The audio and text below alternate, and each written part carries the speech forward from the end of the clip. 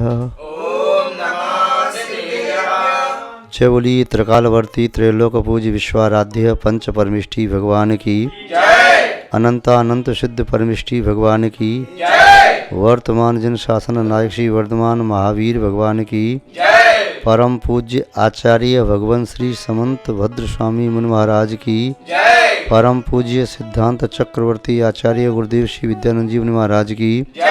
विश्व कल्याण कारक अहिंसा प्रधान श्रीमद विश्व धर्म की जय। जैनम जयतु शासनम जैनम जयतु शासनम विश्व कल्याण कारकम विश्व कल्याण कारकम। धर्म स्नेही सत श्रद्धालु यहाँ पर उपस्थित आप सभी भव्य वर पुंडरीक पुण्यात्मा महानुभाव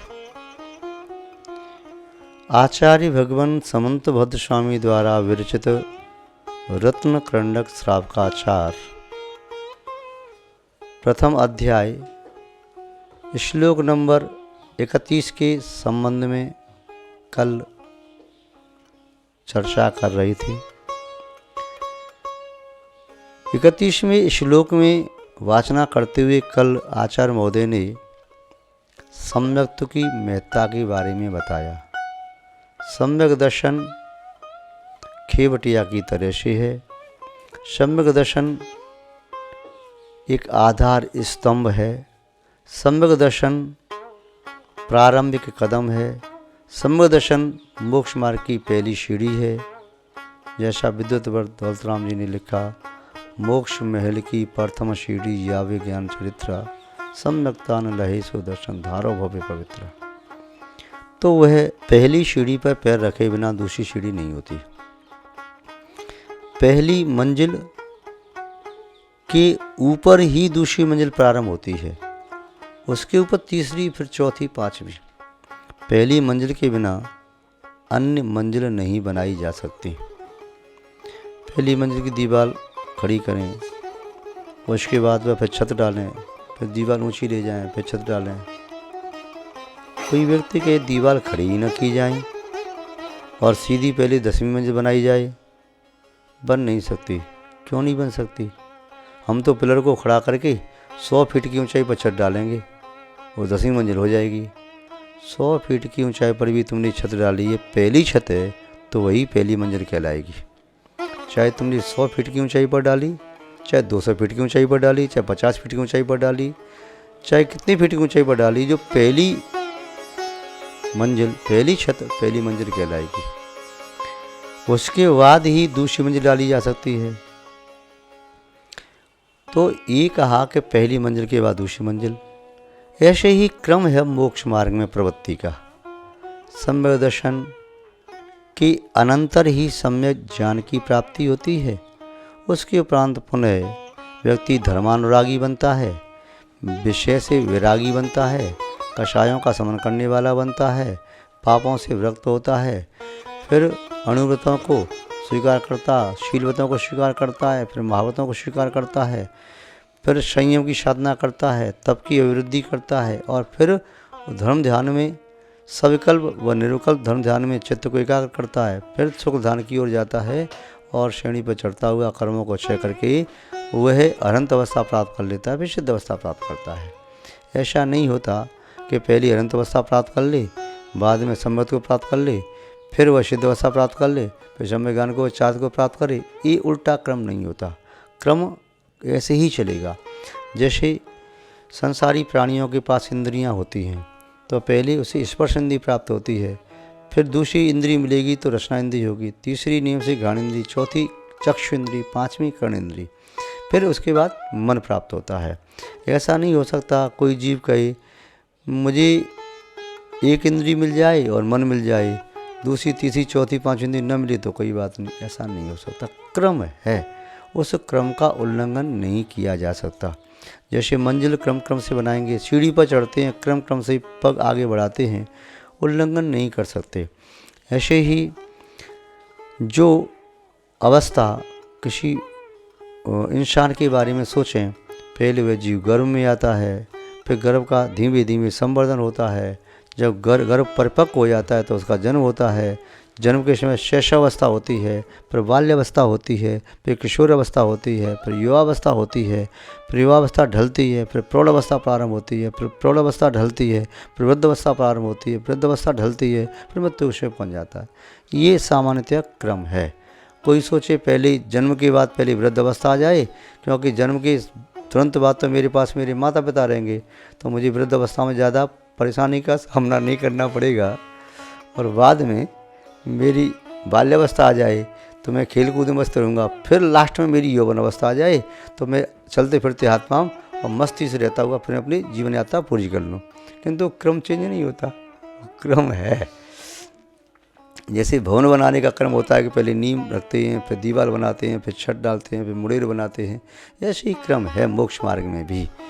तो आचार्य महोदय स्वयं अपने शब्दों में बता रहे हैं, विद्या वृत्तस्य संभूति स्थिति वृद्धि फलोदयः न संत्य सति सम्यक्त्वे बीजा भावे तरोरिव।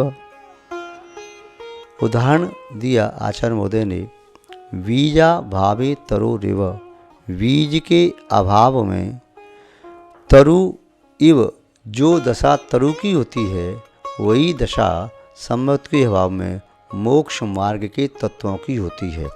अर्थात बीज के अभाव में अंकुर प्राप्त नहीं होता, बिना बीज के पौधा नहीं होता, बिना बीज के उस पौधे के पत्ते नहीं मिलते, पुष्प नहीं मिलते, फल नहीं मिलते।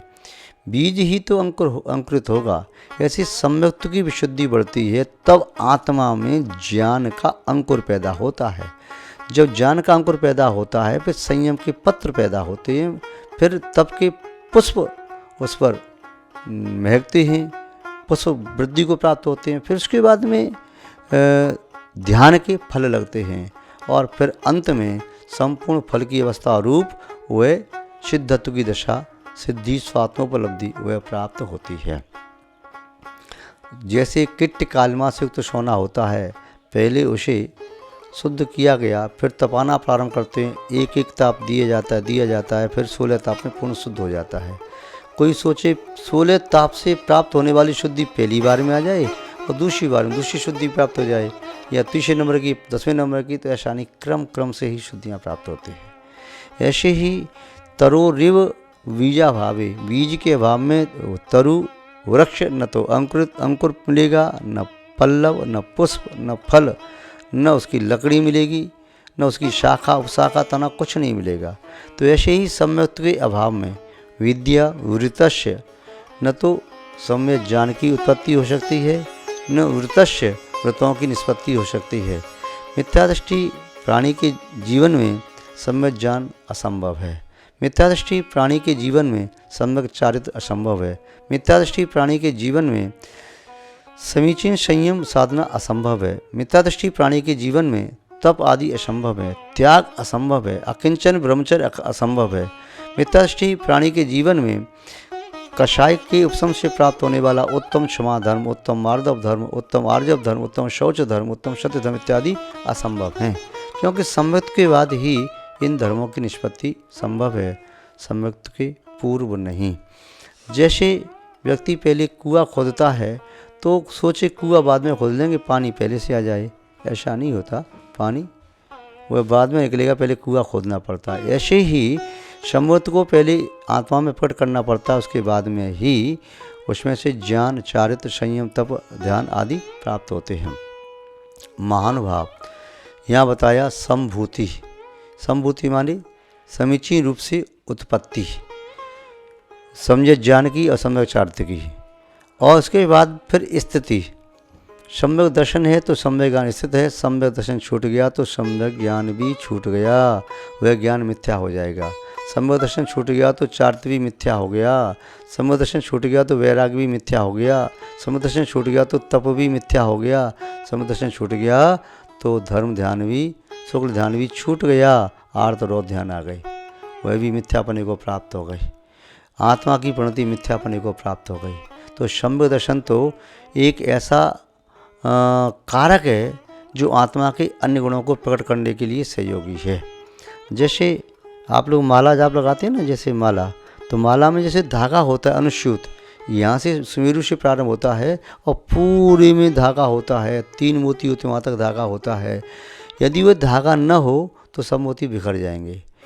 यदि एक ही मोती पर गांठ लगा दिए तब भी धागा तो है, धागा निकल जाएगा तो फिर मोती बिना धागे के वे माला का रूप नहीं ले सकेंगे। ऐसे ही सम्यक दर्शन के बिना आत्मा के अन्य गुण उत्पन्न नहीं हो सकते। उत्पन्न भी हो गए तो फिर वह स्थिर नहीं रह पाएंगे। धागा में मोती तो पो दिए, किंतु अब मोती धागे में हमेशा पूरे पुबे हुए रहें, बिखरे नहीं, तो धागा उसमें रहना जरूरी है। निकाल दो तो फिर बिखर जाएंगे। अब जैसे बीज बोया तो पौधा बना, वृक्ष बना, वृद्धि को प्राप्त हो रहा, ऐसे ही सम्यक दर्शन ज्यों ज्यों सुदृढ़ होता है, निर्मल होता है, त्यों त्यों ज्ञान भी निर्मल होता है, त्यों त्यों चारित्र भी निर्मल होता है, त्यों त्यों तप की अभिवृद्धि होती है, त्यों त्यों ध्यान में मन लगता है, चित्त एकाग्र होता है। तो आचार्य महोदय कह रहे स्थिति वृद्धि और फलोदया सम्यक दर्शन होने पर ही सम्यक दर्शन आदि के फल प्राप्त होते हैं, मोक्ष की अवस्था प्राप्त होती है। ऐसा नहीं कोई व्यक्ति कहे अब तो अनंत बन गए, अब तो सम्यक की आवश्यकता नहीं, छोड़ दें सम्यक को। नहीं छोड़ सकते, छूट ही नहीं सकता। छाई सम्यक दर्शन 12वें स्थान में पहुंच गया तो अब वह मिथ्या दृष्टि कभी हो ही नहीं सकता। 11वें स्थान वाला व्यक्ति कदाचित मिथ्या तक जा सकता है, किंतु 12वें स्थान वाला व्यक्ति अब कभी अनंत काल तक भी मिथ्यात्व में नहीं जाएगा। उसने मिथ्यात्वादि का क्षय कर दिया है। जब क्षय कर दिया, बीज को जला ही दिया, तो अब उसकी संभूति स्थिति वृद्धि कैसे हो सकती है, फल प्राप्ति कैसे हो सकती है। अब आचार्य महोदय कह रहे न संति असति सम्यक्त्वे, सम्यक्त्व के असति न होने पर न संति नहीं होते हैं। क्या नहीं होते हैं? सम्यक ज्ञान नहीं होते हैं, सम्यक चारित्र नहीं होता, सम्यक वैराग्य नहीं होता, और अन्य प्रकार की चिंतन भावनाओं का चिंतन आदि नहीं होता, तप की अभिवृद्धि नहीं होती, वैराग्य तप सम्यक नहीं होते, ध्यान आदि नहीं होता। तो ये आचार्य महोदय कह रहे हैं। ये क्रमशः पर्याय मान लें। जैसे दूसरे उदाहरण से आप समझें, दूध है, क्या है? दूध। तो दूध की प्राप्ति किसी मादा के माध्यम से हुई, तो मादा को माने आत्मा, आत्मा भव्य आत्मा, भव्य आत्मा है तो समझो वह सम्यक को प्राप्त कर सकती है। अभव्य आत्मा में नहीं हो सकता। तो उस भव्य आत्मा में सम्यक प्राप्त हुआ मिथ्यात्व के उपशमन आदि से, तो सम्यक प्राप्त हुआ, तो ऐसे माना कि मादा के माध्यम से दूध प्राप्त हुआ। अब दूध है तो दूध की रबड़ी बनाई जा सकती है, दूध है तो दूध की मलाई भी खाई जा सकती है, दूध है तो दूध का खोया भी बनाया जा सकता है, दूध है तो दूध का पनीर भी बनाया जा सकता है, दूध है तो दूध से दही भी बनाया जा सकता है, दूध है तो दूध में से घी भी निकाला जा सकता है, दूध है तो दूध में से मट्ठा भी पैदा किया जा सकता है, दूध है तो छाछ भी बन सकती है। दूध है तो ये सब संभव हैं, और दूध नहीं है तो संभव नहीं है। तो यहाँ तो दूध ने ही नाना रूप परिणति की, किंतु यहाँ कह रही हैं कि सम्यक तो अपने आप में ज्यों की त्यों परिणत रहता हुआ भी चेतना के अन्य गुणों को प्रकट करने में समर्थ होता है। तो किंतु उसके अभाव में अन्य कोई गुण रह नहीं सकते। तो ऐसे ही यहाँ पर कहा कि जीवन में यदि कोई व्यक्ति मोक्ष मार्ग में बढ़ना चाहता है, धर्म करना चाहता है, तो धर्म का प्रारंभ होता है सम्यक दर्शन से। आचार्य भगवान कुंदकुंज स्वामी ने इसीलिए तो कहा दर्शन मूलो दम्भो, दर्शन ही धर्म का मूल है। सम्यक दर्शन क्या है? धर्म का मूल है। जैसे मूल के बिना, जड़ के बिना आगे की अन्य उसकी पर्यायें प्राप्त नहीं हो सकती, बीज के बिना वृक्ष की अन्य पर्याय प्राप्त नहीं हो सकती, ऐसे ही सम्यक दर्शन के बिना आत्मा के अन्य गुण प्रकट नहीं हो सकते। महानुभाव, अब आत्मा के गुण कौन कौन से हैं? वो तो प्रकट होते हैं, आप कहते हैं प्रकट नहीं होते। देखो भाई, जो इस आत्म द्रव्य के सामान्य गुण हैं वे तो हर अवस्था में रहते हैं, उनका अभाव नहीं होता। जैसे अस्तित्व गुण है, वस्तुत्व गुण है, अगुलगुत्व गुण है, प्रमेयत्व गुण है, प्रदेशत्व गुण है, द्रव्यत्व गुण है। ये गुण जो हैं वे 6 गुण तो सामान्य गुण हैं, सभी द्रव्य में पाए जाते हैं। किंतु यहाँ पर बात कर रहे हैं चेतना के जो विशेष गुण हैं, विशेष गुण भी तो होते हैं। जो जीव में चैतन्य गुण है विशेष गुण है। अरे भाई, ये जो चैतन्य गुण है, ज्ञान आदि गुण है, ये विभाव अवस्था को प्राप्त हैं। ये तो ज्ञान है, दर्शन है, सुख है, वीर है, ये चार जो गुण हैं, इसलिए तो इन्हें अनुजीवी गुण कहते हैं कि इनका पूर्णतः घात कभी नहीं होता। ये घातिया कर्म इनका घात तो करते हैं कि पूर्णतः घात नहीं करते। और दूसरे जो गुण हैं अघातिया कर्म, उनके द्वारा सूक्ष्मत्व, अवलगत्व, अवगाहनत्व, अव्यावादत्व ये गुण प्रकट होते हैं। इसके अलावा आत्मा के और भी गुण प्रकट माने जाते हैं, क्योंकि सम्मत के अभाव में वे गुण पूर्ण प्राप्त नहीं होते। जैसे अनंत भगवान की नव केवल लब्धियाँ हैं, शंभु दर्शन के बिना नव केवल लब्धि संभव नहीं है।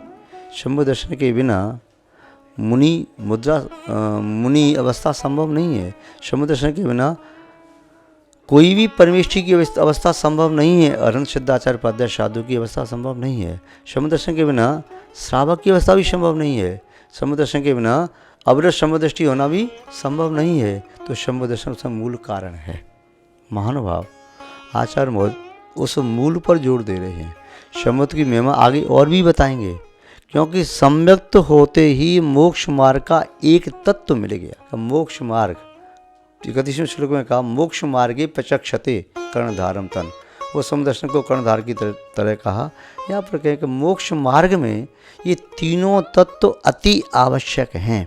सम्यक दर्शन, सम्यक ज्ञान, सम्यक चारित्र। अब आप क्या पूछेंगे, तो क्या ये तीन हैं? व्यवहार की भाषा में सम्यक दर्शन, ज्ञान, चारित्र आदि तीन गुण कहो, और गुण भी कहो, किंतु निश्चय से ये सब आत्मा की परिणति हैं, आत्मा के गुण हैं, और आत्मा से कभी बिखर करके अलग नहीं होते। जिस प्रकार अग्नि की उष्णता अग्नि में से बिखर के अलग नहीं होती, जिस प्रकार जल की शीतलता जल में से निकल के कहीं अलग नहीं होती, जिस प्रकार वायु का बहाव वह वायु को छोड़ करके अलग नहीं होता, जिस प्रकार आकाश की शून्यता वह निकल के अलग नहीं होती, जिस प्रकार द्रव्य के पुद्गल का पौद्गलिक गुण जो पार्थिवपना है वह कभी अलग नहीं होता, जिस प्रकार धर्म द्रव्य का गति हितत्व गुण अलग नहीं होता, अधर्म द्रव्य का स्थिति हितत्व गुण अलग नहीं होता, ऐसे ही आत्मा के गुण कभी आत्मा से अलग नहीं होते। निश्चय से आत्मा ही मोक्ष मार्ग है, और व्यवहार से मोक्ष मार्ग सम्यक दर्शन, सम्यक ज्ञान, सम्यक चारित्र है। आप उस सम्यक्त्व को सुदृढ़ बनाएं, आप ज्ञान की वृद्धि करें, और आप चारित्र को निर्मल बनाएं। इसी के साथ हम अपनी शब्द श्रृंखला को विराम देते हैं। जय बोलिए श्री शांतनाथ भगवान की, परम पूज्य आचार्य गुरुदेव श्री विद्यानंद जी महाराज की।